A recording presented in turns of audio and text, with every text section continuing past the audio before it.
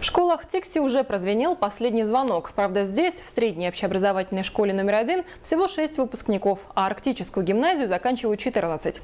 Но это обстоятельство никак не сказалось на торжественности обстановки. Репортаж Куней Говоровой.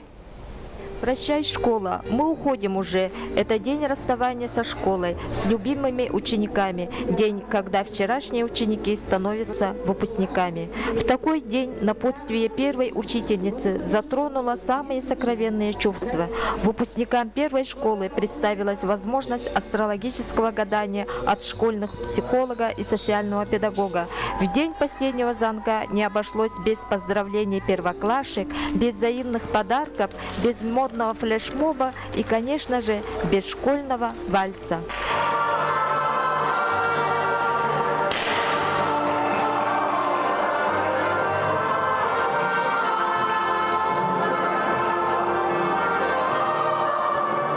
В этот весьма знаменательный день волновали все, и выпускники, и учителя, и родители, и никак не удавалось сдерживать слезы, выступавшие не по своей воле.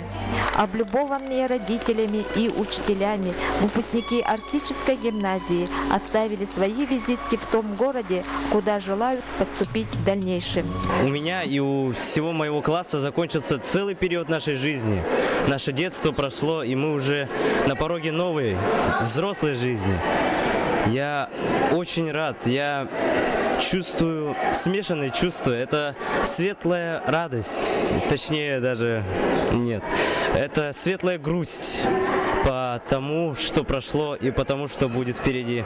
Все, кто провожал выпускников напутственными словами, были уверены в том, что их ученики выберут для себя правильную дорогу и непременно найдут свое место в жизни и обязательно оправдают их надежды.